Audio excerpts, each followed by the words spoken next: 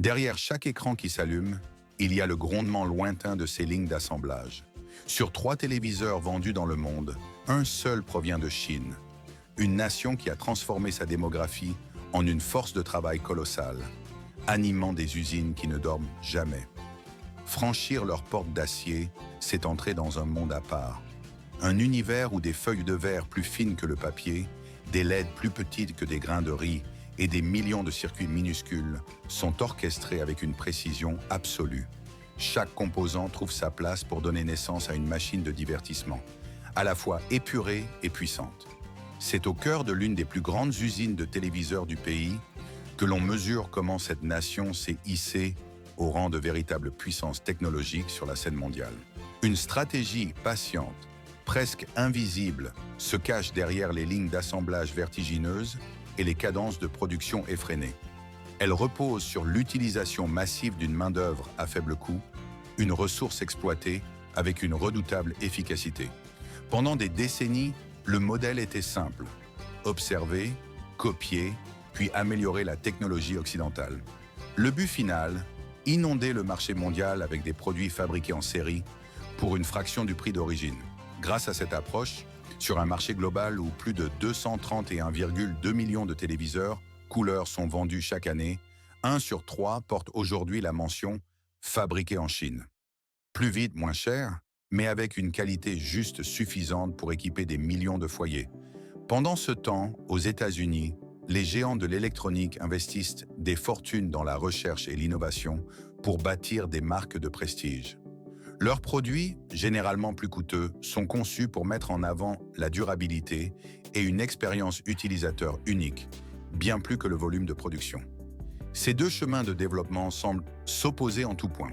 Pourtant, c'est précisément ce contraste qui a dessiné le paysage technologique mondial que nous connaissons. La question demeure: laquelle de ces 2 visions finira par définir l'avenir de l'industrie électronique? Une lueur vacillante dans l'ombre du salon. C'est ainsi que commence l'histoire d'un objet qui allait redéfinir notre quotidien. Au milieu du XXe siècle, les premiers téléviseurs en noir et blanc captivaient les regards, avant que la technologie couleur ne fasse irruption dans les années 1960, transformant l'écran en une toile vivante.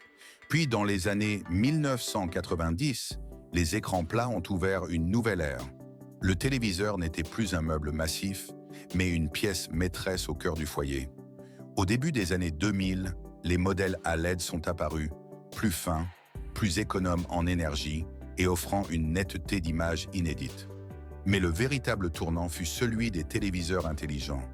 Cette boîte mince n'était plus seulement destinée à regarder des programmes. Elle pouvait désormais se connecter à Internet, télécharger des applications et devenir le centre névralgique du divertissement familial. Aujourd'hui, avec des résolutions 4K et même 8K, associé à des designs ultra fins, le téléviseur est devenu une présence familière. On le retrouve dans des centaines de millions de foyers à travers le monde. Son voyage ne commence pas dans le fracas d'une usine, mais dans le silence d'un serveur. En Chine, bien avant qu'un téléviseur ne prenne forme sur une chaîne de montage, son existence débute par des données.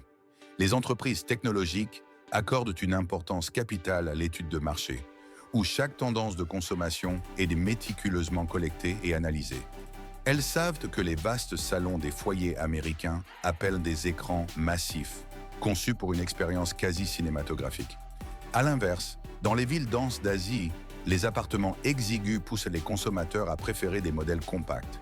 Ces téléviseurs doivent économiser l'espace tout en intégrant un maximum de fonctionnalités. Ces différences façonnent chaque décision de production. De la taille de l'écran à la résolution 4K ou 8K, en passant par l'intégration de la commande vocale ou la compatibilité avec les systèmes domotiques, rien n'est laissé au hasard. Des millions de points de données, issus de sondages en ligne, de retours clients ou des tendances de vente, deviennent la matière première des ingénieurs. À partir de là, ils élaborent les plans, construisent des modèles en 3D et préparent la fabrication. C'est ici que les idées prennent enfin vie sur de gigantesques lignes industrielles.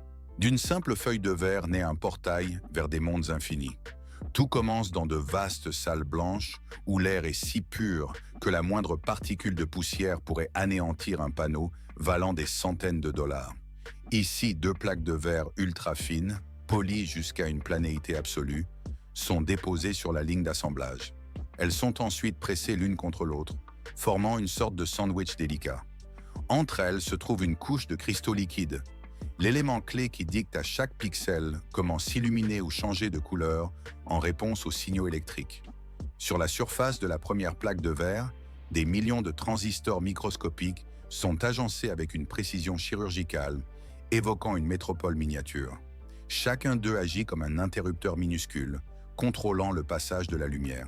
Sur la seconde plaque, les ingénieurs appliquent des filtres de couleurs rouge, vert et bleu. Ces trois couleurs primaires, lorsqu'elles se combinent à différentes intensités, peuvent produire des millions de nuances uniques. C'est ainsi que les images prennent vie avec un réalisme saisissant. Pour s'assurer que la lumière est guidée avec une exactitude totale, des films polarisants sont fixés à l'avant et à l'arrière du panneau, orientant la trajectoire de chaque faisceau. Lorsque toutes les couches sont fusionnées en une harmonie parfaite, le panneau LCD léger prend forme. Il contient des millions de pixels synchronisés, prêts à faire renaître le monde visuel sur l'écran de télévision. Il est inerte, presque invisible. Pourtant, sans lui, l'écran resterait une toile silencieuse et sombre, car la dalle LCD, seule, ne peut produire aucune lumière. Ces millions de pixels resteraient plongés dans l'obscurité sans un partenaire caché, le système de rétroéclairage à LED. Placé juste derrière le verre, ce dispositif invisible est celui qui transforme ce panneau inanimé en une fenêtre sur des images éclatantes. Sur les vastes chaînes de montage, le geste humain conserve un rôle essentiel. Des ouvriers fixent méticuleusement des bandeaux de LED le long des bords du cadre. Chaque composant est positionné avec une précision absolue pour garantir que la lumière se diffuse uniformément jusqu'au moindre recoin de l'écran. Ces LED sont d'une taille surprenante, à peine plus grosses qu'un grain de riz, mais assez puissantes pour illuminer toute la surface. Chacune est solidement soudée sur une plaque d'aluminium qui agit aussi comme un dissipateur thermique pour maintenir les diodes au frais durant leur fonctionnement continu. Une fois fixées, la lumière brute qu'elles émettent est encore trop agressive et irrégulière. Pour corriger cela, elles traversent d'abord une feuille de plexiglas transparent qui diffuse et disperse les faisceaux, éliminant ainsi les points chauds et les ombres. Le processus ne s'arrête pas là. Des couches de film optique sont ensuite superposées pour affiner la luminosité et équilibrer les couleurs, jusqu'à obtenir une lueur finale, homogène et naturelle.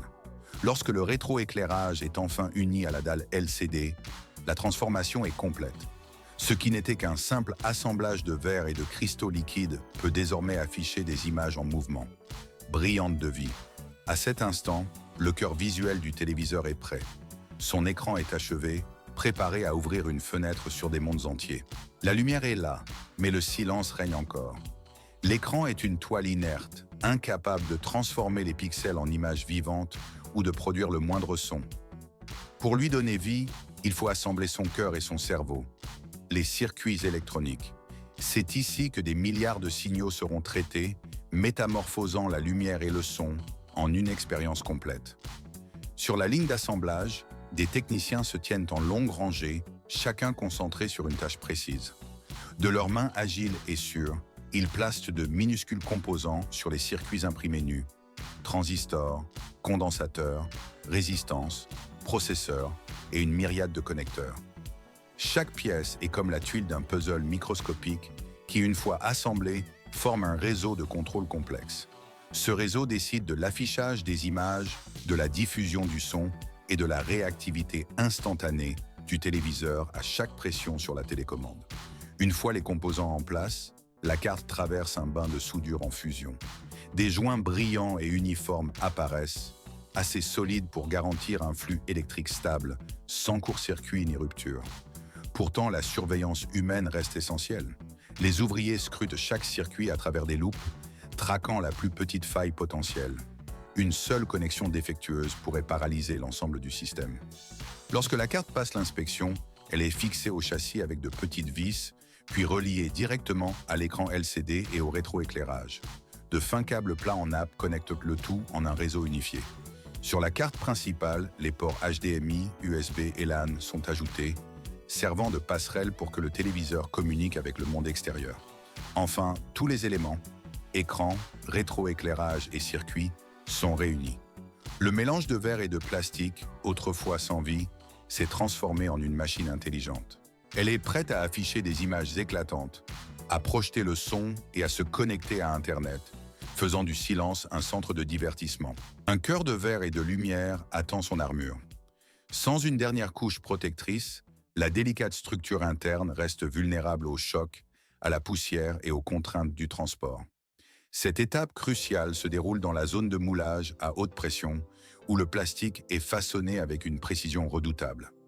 Le couvercle avant, les cadres latéraux et le panneau arrière sont formés pour être à la fois assez robustes pour protéger les composants et assez légers pour être manipulés sans effort. Lorsque ces pièces arrivent à l'assemblage final, la précision devient absolue. Chaque élément est positionné avec soin, ajusté à la fraction de millimètre près, pour s'emboîter parfaitement avec les circuits et le fragile écran. Des clips de fixation et des soudures thermiques sécurisent chaque connexion, fusionnant les parties en une seule unité solide. Le moindre décalage de quelques millimètres à peine pourrait créer une pression inégale sur l'écran, le faisant gondoler ou même se fissurer. C'est pourquoi chaque geste ici est mesuré, délibéré et exact. Alors que la coque extérieure se referme sur le noyau, la transformation atteint son apogée. Ce qui n'était qu'un assemblage fragile de verre et de circuits repose désormais dans un corps robuste, conçu pour affronter les défis du quotidien. Le téléviseur n'a plus l'air d'un projet en cours. Il apparaît entier, poli et prêt. Chaque détail a été sécurisé avec soin, assurant la durabilité, la stabilité et la promesse d'une expérience vive et ininterrompue. Ce cadre protecteur ne fait pas que finir l'apparence. Il garantit que la technologie qu'il renferme pourra donner le meilleur d'elle-même pour les années à venir. Son silence est trompeur, car avant de quitter l'usine, cet écran doit affronter une série d'épreuves implacables. Le parcours commence par l'épreuve de l'image, ce facteur qui définit toute l'expérience de l'utilisateur. Des caméras à ultra haute résolution et des capteurs optiques balayent l'intégralité de la dalle. Ils sont capables de déceler le moindre pixel mort, qu'il reste éteint ou allumé en permanence, brisant l'uniformité visuelle. Le système mesure également la cohérence de la luminosité sur toute la surface. Il repère les zones trop claires, trop sombres, ou celles qui présentent des fuites de lumière. Des tests de couleurs suivent, utilisant des échelles de dégradé, des chartes chromatiques et des séquences vidéo rapides. La reproduction des tons, la justesse des couleurs et la fluidité des transitions sont alors évaluées avec une précision extrême.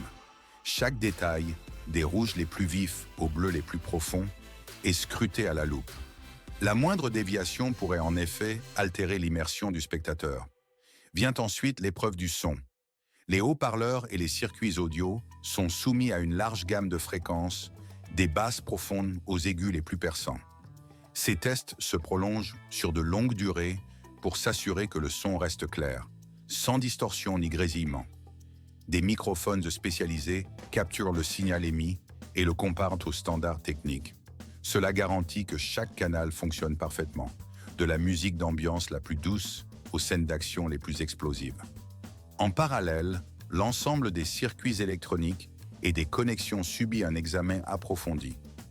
Des ingénieurs utilisent des loupes industrielles et des équipements de mesure avancés pour vérifier les soudures, les pistes de signaux et la performance des composants. Le but est d'éliminer tout risque de court-circuit, de lignes brisées ou de pièces fonctionnant au-delà de ces limites. Chaque détail, aussi infime soit-il, doit répondre à des exigences de précision absolue. Enfin, les tests d'endurance débutent. Les téléviseurs sont allumés et éteints des milliers de fois. Ils fonctionnent à l'intérieur de chambres, simulant des températures et une humidité extrême. Ils sont même soumis à de fortes vibrations pour reproduire les contraintes du transport.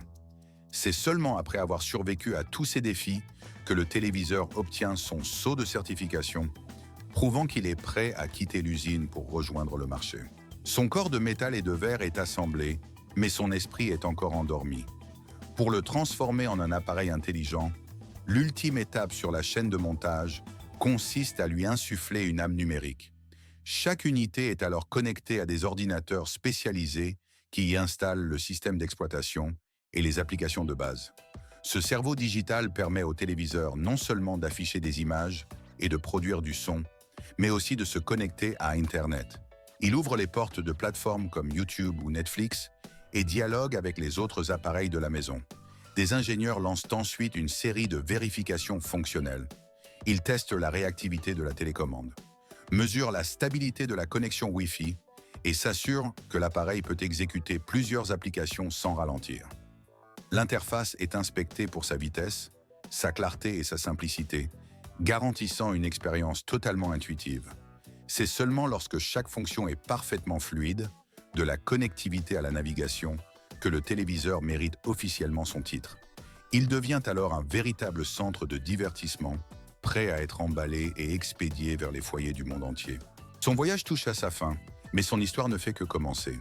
Chaque téléviseur, son assemblage et ses inspections terminées, entament alors la dernière étape de son parcours, prêt à quitter l'usine. Des opérateurs placent chaque unité dans des cadres en mousse moulée, où chaque angle est fermement sécurisé pour absorber les vibrations du transport. Le corps de l'appareil est ensuite enveloppé dans un film plastique de protection et un sac antistatique, une double peau qui préserve sa surface de toute rayure et des agressions extérieures. Ensuite, les écrans sont emballés dans des cartons multicouches. Sur ces boîtes robustes sont imprimés des numéros de lot, des codes QR et des dates de production, permettant un suivi précis et efficace tout au long de la chaîne logistique. Les accessoires, télécommandes, câbles d'alimentation et manuels d'utilisation sont soigneusement disposés à l'intérieur, garantissant que chaque colis parviendra complet à son destinataire. Ces cartons sont empilés sur des palettes, filmés, puis acheminés vers des entrepôts centraux. De là, des milliers de conteneurs sont chargés et expédiés par la route, par la mer et par les airs, vers les 4 coins du globe. Au moment où un téléviseur arrive dans un salon, il représente bien plus qu'un simple appareil électronique. Il est le fruit d'un vaste moteur industriel, où des centaines de personnes, de machines et de processus étroitement coordonnés œuvrent ensemble pour atteindre la perfection dans chaque unité. Sa surface est un miroir fragile, presque immatériel. Pourtant, derrière cette coque se cache un véritable moteur technologique. Dans des salles blanches immaculées, des écrans sont assemblés avec une précision chirurgicale. Des ouvriers y déposent chaque minuscule LED sur des circuits imprimés microscopiques, tandis qu'un logiciel intelligent orchestre l'ensemble. La Chine a ainsi transformé sa main-d'œuvre en une gigantesque machine de production, capable de fournir des centaines de millions de téléviseurs au monde entier. Mais une question demeure. La vitesse de production suffira-t-elle à maintenir sa position face à des nations qui misent sur l'innovation et la force de leur marque?